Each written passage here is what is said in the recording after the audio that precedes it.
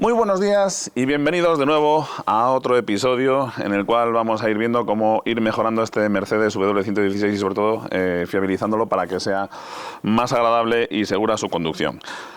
En el episodio de hoy lo que vamos a ver es cómo cambiar los cables de las bujías. Veréis por qué tengo que cambiar los cables de las bujías y aparte de eso un consejo práctico para mejorar muchísimo el aspecto del coche de forma muy económica. Vamos a ver esas cositas, así que venga, al lío.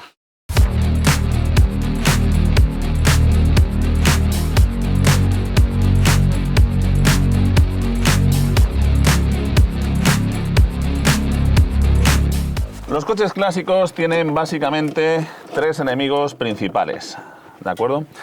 El primero de ellos son los manazas y los valientes que sin tener demasiados conocimientos o sin haberse informado lo suficiente sobre cómo funcionan y cómo van montadas las cosas, se atreven a ir desmontando el coche y haciendo chapuzas.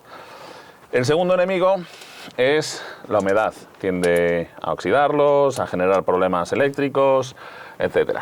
Y el tercer enemigo de los coches clásicos son los ratones. Y en este coche, pues bueno, me he encontrado una familia de ratoncitos.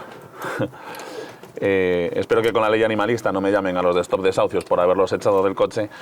Pero bueno, el problema con los ratones es que les encantan los plásticos de los aislantes de los cables. Y en este caso, pues uno ha estado afilándose los dientes en estos cables. De hecho, uno de ellos estaba bastante pelado, este de aquí. Vamos a sacarlo. Ya veis que se ve ahí el cable interior. Y esto, pues bueno, provoca derivaciones y fallos de encendido. Así que por eso me he tenido que gastar 100 euros en comprar un juego de cables que se los voy a cambiar.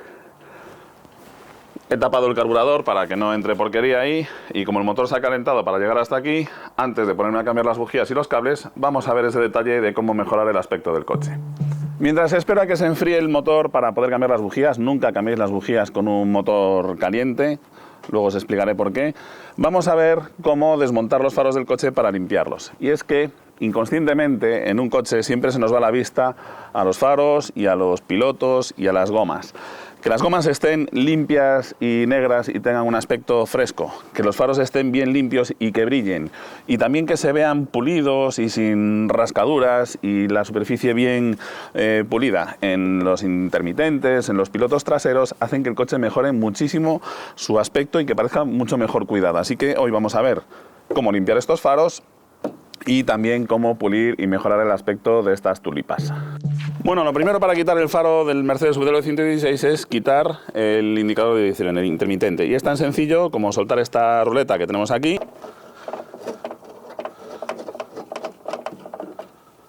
Y una vez que tenemos quitada esta ruleta, hay que tirar del piloto hacia adelante un poco, porque esto tiene aquí esta lengüeta que queda enganchada en esta pieza del faro y si simplemente intentamos tirar de él hacia afuera, vamos a estropear esta lengüeta o esta muesca del faro.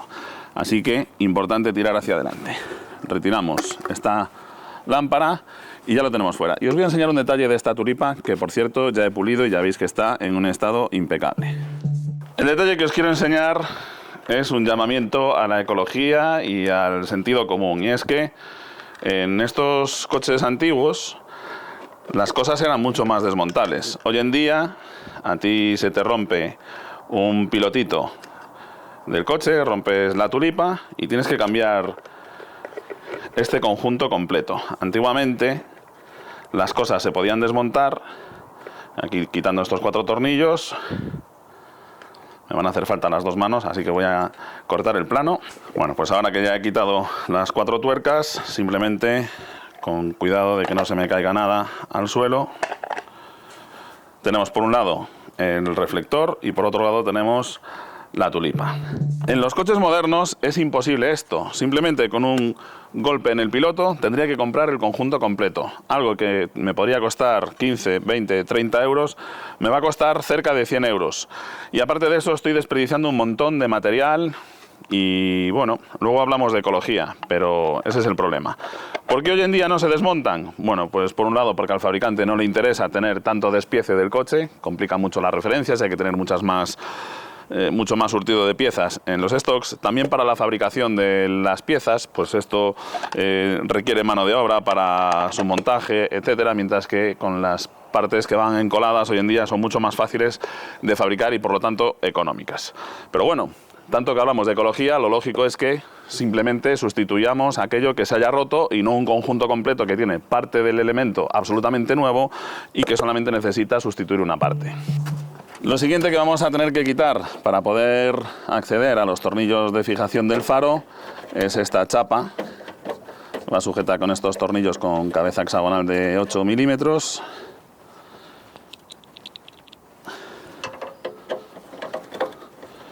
Me va a hacer falta un pequeño cardán aquí porque ya veis que me estorba el paragolpes. Con esta articulación ya puedo hacerlo correctamente.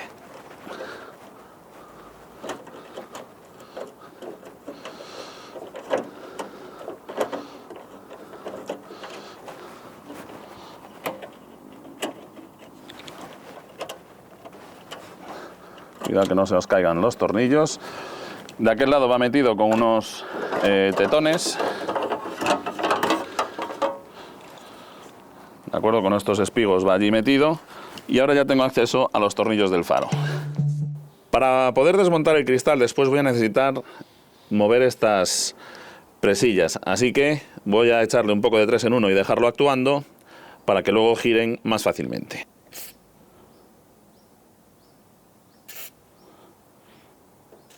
Para quitar el faro, ojo, porque no todos los tornillos sujetan el faro contra la carrocería. Este tornillo, por ejemplo, es de reglaje de este reflector, este tornillo también es de reglaje y este tornillo también es de reglaje. Los únicos tornillos que fijan el faro serían estos dos de aquí y otros que hay por debajo. Bien, pues ahora que ya tengo el faro suelto, lo que me queda es soltar estas clemas de aquí. Con mucho cuidado de que no se me caiga el faro mientras lo hago y ya tenemos el faro fuera. Aprovecho para mostraros el aspecto que tiene. No tiene mala pinta, el reflector no tiene mal aspecto, pero en el cristal sí que hay suciedad por dentro y eso, además de quitarme luminosidad, lo que os digo, hace que el coche tenga mucho peor aspecto. Voy a engrasar bien estas presillas de aquí para soltarlas. Y ahora os enseño cómo se quita el cristal. Bueno, lo primero que os recomiendo es que dejéis el faro, que pesa bastante, en una superficie en la que podáis apoyarlo. Y con unos alicates vamos a mover estas presillas, vamos a tantearlas un poco hacia los lados para que empiecen a girar bien. Y después, con mucho cuidado de no cascar el cristal, vamos a irlas girando hasta que quede libre el cristal. Así con todas. Bueno, pues ahora que ya tengo todas las presillas sueltas, con una espátula mejor que sea de plástico, vamos a despegar el cristal de la goma y así ya tenemos el faro desmontado. Empezamos por el cristal. No sé si se apreciará en la cámara, pero bueno, está bastante sucio por dentro. Así que ahora, pues eso, limpia cristales, papel de cocina y a limpiar bien por dentro y por fuera este cristal. Esto es mejor que lo hagáis también apoyados en una superficie porque si no es fácil que se os caiga el cristal y la liemos. Así que voy a limpiarlo y después os enseño el resultado. Mientras se seca el cristal es el momento de limpiar el reflector. Ya veis que hay bastante polvo. El problema con estos reflectores, esto, terminantemente prohibido tocarlo con los dedos. Terminantemente prohibido utilizar cualquier producto químico de limpieza porque esto es una superficie súper fina de vapor de aluminio. Esto cuando se hacen se pone en una cámara de vacío y lo que se hace es hacer pasar corriente por una lámina de aluminio que se evapora y ese vapor de aluminio queda sedimentado en la carcasa del retrovisor y es extremadamente delicado. Si esto lo tocáis con los dedos o con un producto químico lo vais a levantar. La única forma de limpiarlo sin arriesgarnos a rayarlo, humedecemos una bayeta de microfibra lo más suave que podamos, la humedecemos con agua y la pasamos y después lo secamos, ¿de acuerdo? Y ya veis el cambio. Bueno, no queda nuevo porque esto tiene 50 años, pero ya veis que mejora bastante el brillo y esto va a mejorar la luz y sobre todo el aspecto del coche. Bueno, pues ahora con el cristal ya seco y con los reflectores también ya secos, volvemos a encajar el cristal con la goma bien ceñidita en su espacio y a colocar de nuevo estas presillas. Bueno, ya veis cómo ha cambiado el aspecto del faro. Ya tiene otra pinta y sobre todo cuando lo montemos en el coche pues también va a hacer que el coche luzca de otra forma. Bueno, pues ahora ya solamente queda montar el intermitente y este faro está listo, así que me voy con el siguiente mientras eso sigue enfriando. Vamos a verificar que funciona todo. Posición, cruce, largas y niebla. Vale, perfecto. A por el siguiente. Por cierto, otra prueba de que antes pensaban bastante mejor las cosas. Fijaos, en este lado me va a estorbar el vaso lavaparabrisas para quitar el indicador de dirección. Bueno, pues es tan sencillo como quitar la goma, tirar de él hacia arriba y ya tengo aquí espacio para trabajar. Igualito que en los coches modernos, que no hay donde meter la mano. Bueno, pues este faro también está hecho y antes de que se me olvide, como esta chapa después queda absolutamente inaccesible detrás del paragolpes, pues es un buen momento para darle un poquito de cera y dejarla protegida y limpia, porque como digo, después, una vez que montemos esta chapa en su sitio, esto queda absolutamente inaccesible para después limpiarla, pulirla, etcétera. Así que le vamos a dar un poquito de cera, que quede bien protegida, y colocarla en su sitio.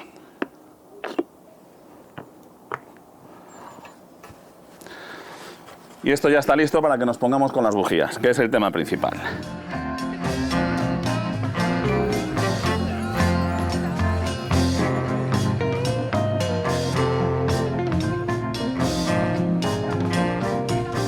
Bueno, un consejo que os doy antes de empezar a cambiar los cables y empezar a tirar de esos es que os aseguréis de que el juego de cables que os ha venido realmente es el correcto y los cables tienen la longitud suficiente, ¿de acuerdo?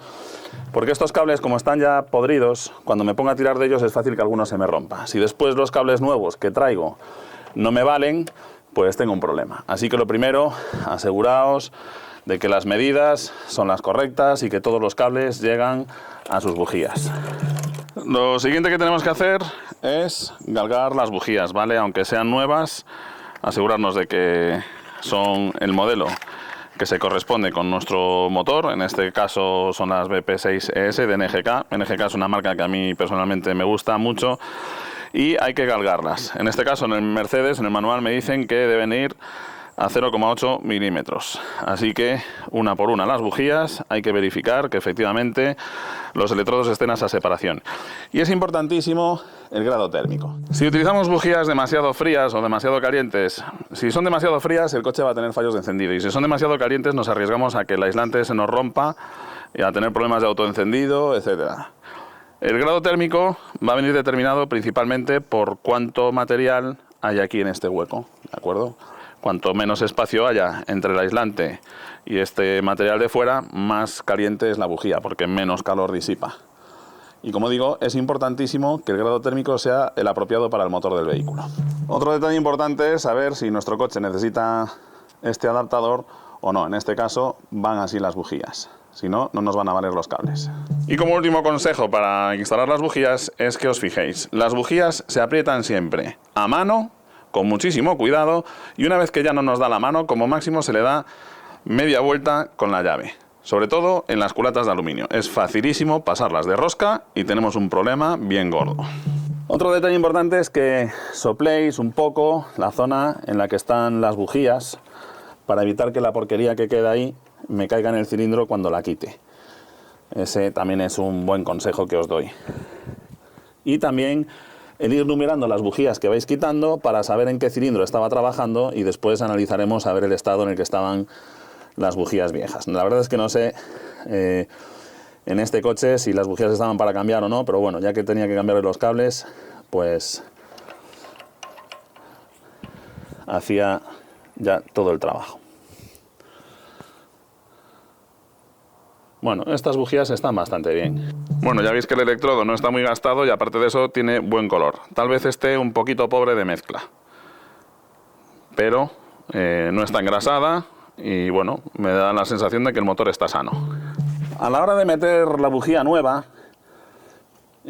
aseguraos de que enrosca con suavidad. Si esta rosca no fuese capaz de girarla con suavidad con los dedos, parad inmediatamente, porque lo más probable es que hayamos metido la bujía un poquito mancornada y como la rosca de la culata es de aluminio, si intentamos forzarla, la rosca de la bujía es de acero, mucho más resistente, y vamos a estropear la rosca de la culata. Así que, lo que os decía, esto enrosca con suavidad. Y ahí ya no me da más para apretar con la mano. Cogemos el maneral. Y como máximo, media vuelta.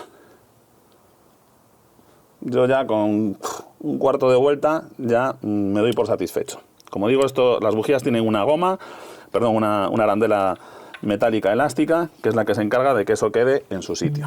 La mejor manera de evitar problemas y confusiones a la hora de cambiar los cables de las bujías es ir cambiándolos uno a uno. He quitado la bujía del cilindro número 1, así que voy a quitar el cable de este cilindro, que es este. Así que lo soltamos.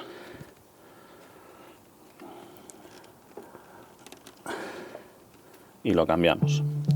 Fijaos lo que os decía, este cable estaba ya muy pasado y en el momento que haces el más mínimo esfuerzo para retirarlo, se parte. Si no hubiera verificado que antes de esto me van a valer los cables nuevos, pues me quedaría aquí tirado. Fijaos el estado en el que estaba este cable, cómo se afiló aquí los dientes don ratón.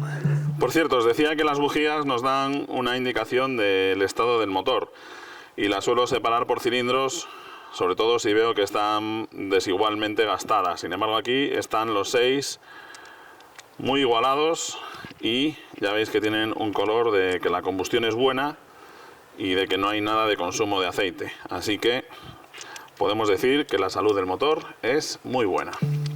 Bueno, pues ya le hemos cambiado los cables de las bujías y las bujías. Vamos a terminar de montar el filtro del aire con el tubo de la calefacción para el arranque en invierno y vamos a ver si enciende. Por cierto, la mejor manera de evitar errores y que luego no tengamos problemas de encendido es que a medida que vayamos cambiando los cables uno por uno, pues eso, lo hagamos uno por uno en lugar de quitar todos los cables de golpe y luego nos olvidemos en qué posición iban aquí en el distribuidor. Vamos a ver si esto enciende.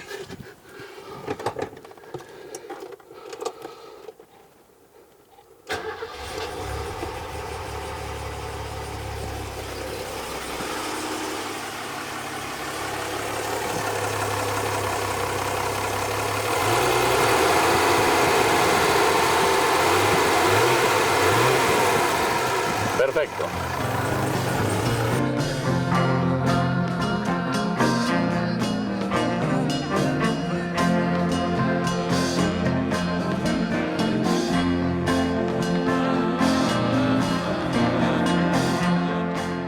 Muy bien, pues espero que os haya resultado útil este vídeo práctico de cómo cambiar las bujías y los cables y por qué hay que tener cuidado con los ratones. Y otro consejo que os doy es eso, que pongáis trampas para ratones y que estéis muy pendientes de si hay ratones en el coche porque tienen la mala costumbre eso de mordisquear los cables y después vienen incendios, cortocircuitos, etcétera. Así que verificad bien la instalación eléctrica del coche, si veis que hay cagadas de ratón en el coche, etcétera, pues lo primero que hay que hacer es verificar el estado de la instalación eléctrica, porque si no, lo que os digo, corremos el riesgo de que se incendie. En fin, no me enrollo más, te deseo mucha suerte y como siempre, hasta pronto.